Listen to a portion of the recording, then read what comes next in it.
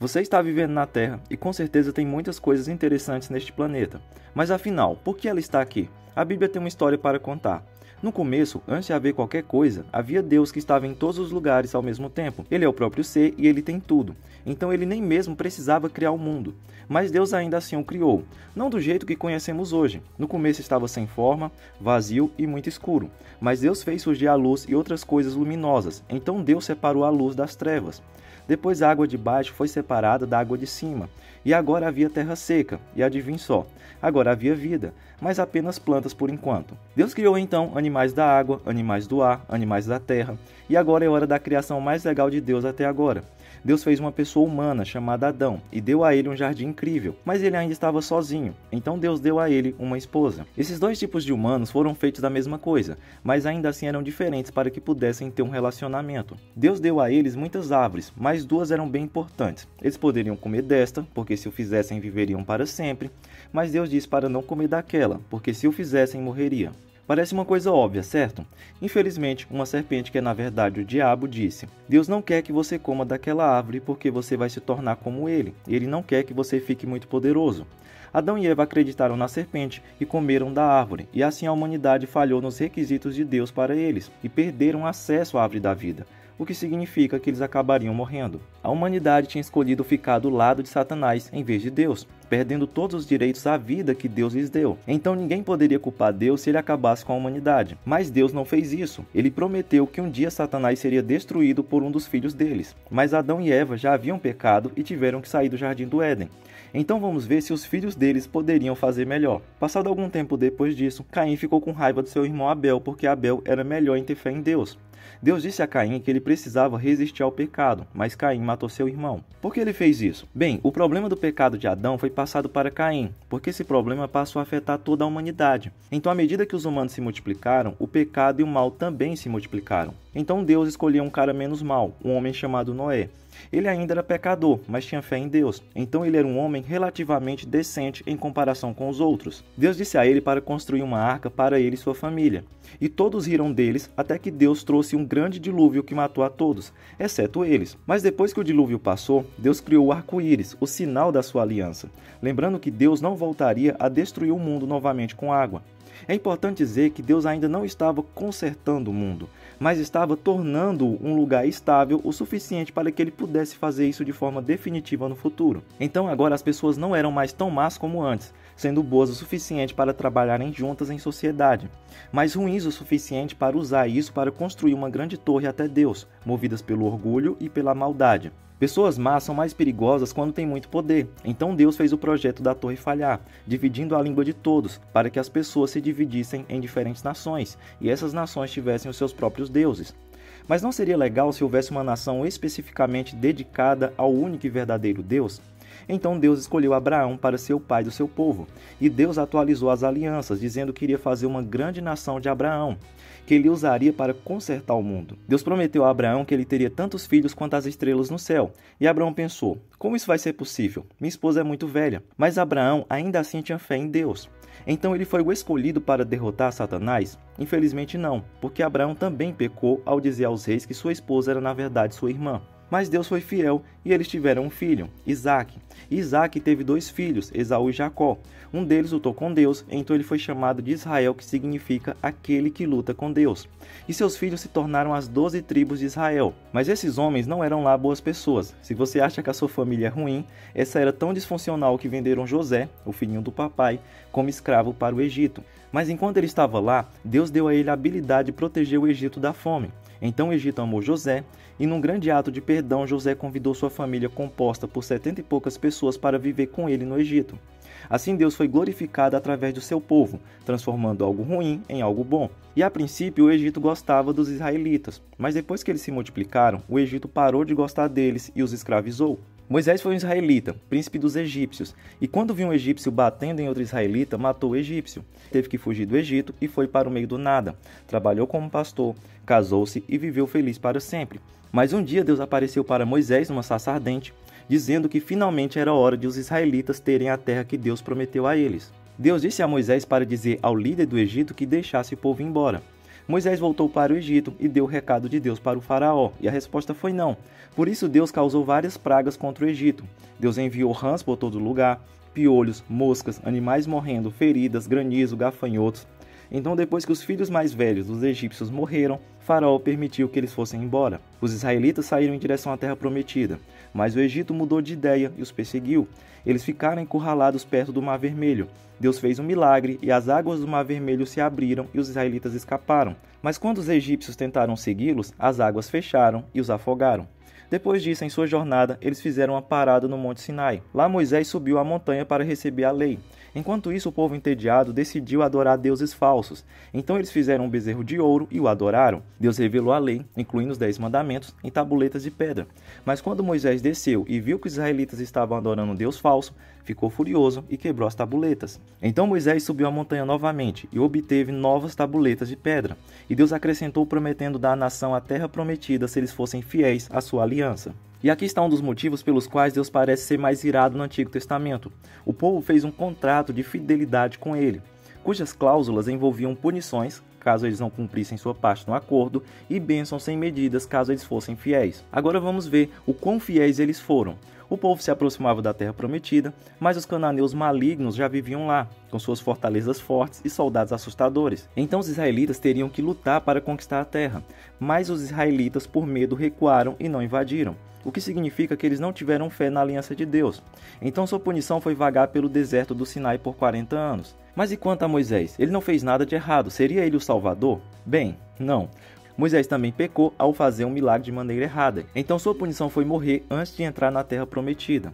Mas a próxima geração de israelitas, liderada por Josué, entrou na terra, usou trombetas para destruir a cidade de Jericó e expulsou uma parte dos cananeus na medida da sua coragem. O resto que ficou serviu para puni-los quando pecassem. Então Deus nomeou juízes para governar o povo e defendê-lo das nações inimigas, porque durante esse tempo vai haver um padrão que é mais ou menos assim: a paz na terra, mas então as pessoas ficam preguiçosas e esquecem de Deus, então Deus permite que seus inimigos os conquistem, mas então as pessoas voltam para Deus, então Deus os fortalece para reconquistar suas terras e a paz na terra novamente. Esse padrão se repete muitas vezes com muitos juízes diferentes e as pessoas começam a ficar cansadas.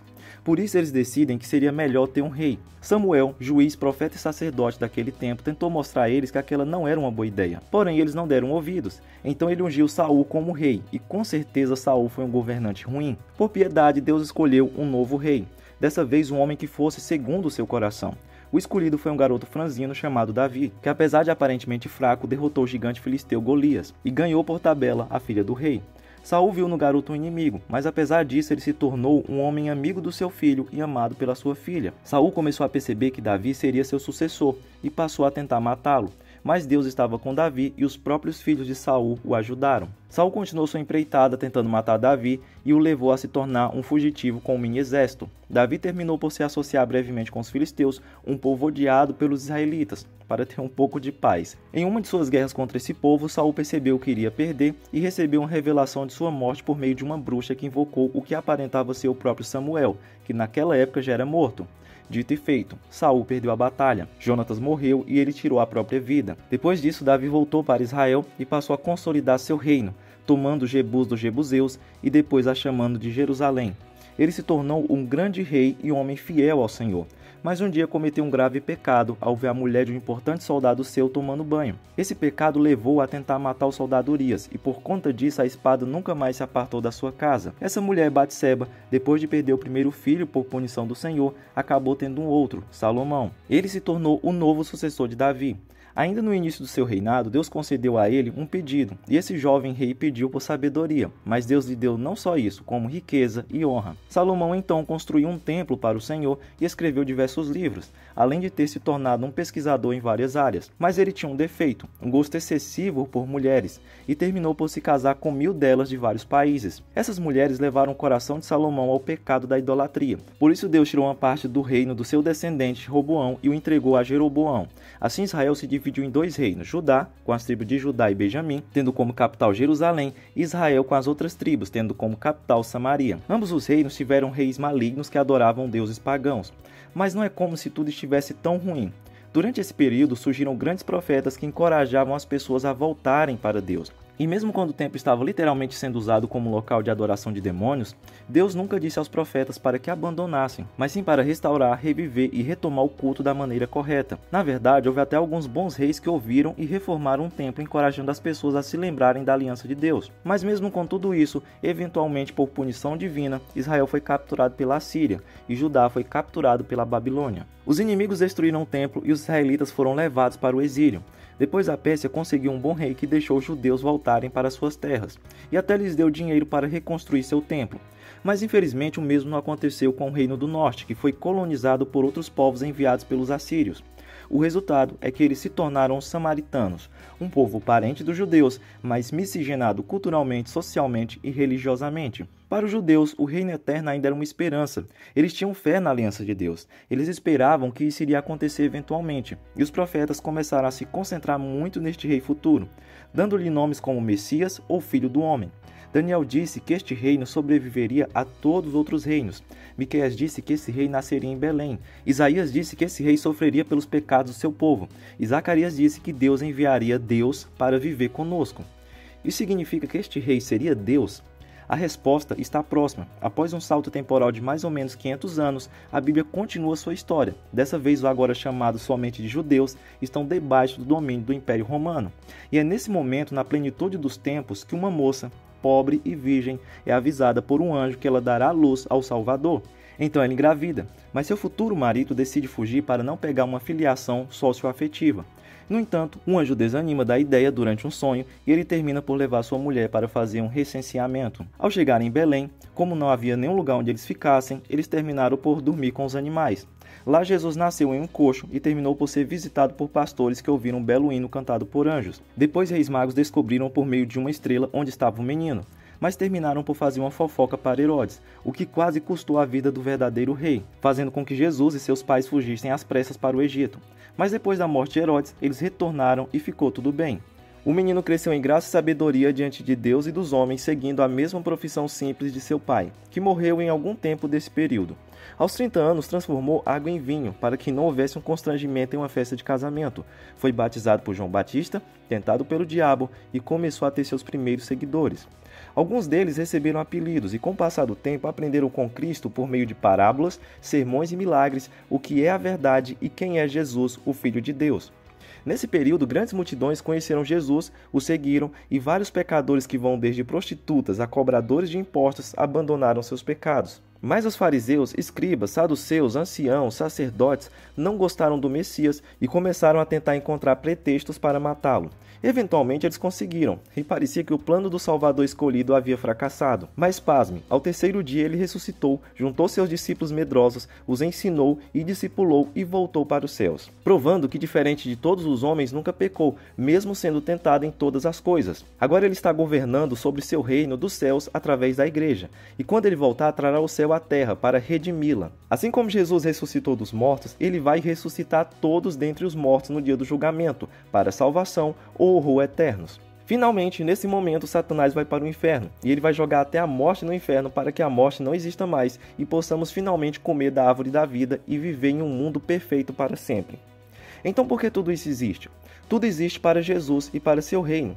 Mais de 90% desse vídeo foi inspirado no trabalho desse canal em inglês. Ele foi a nossa principal fonte e merece todo o crédito. Até a próxima.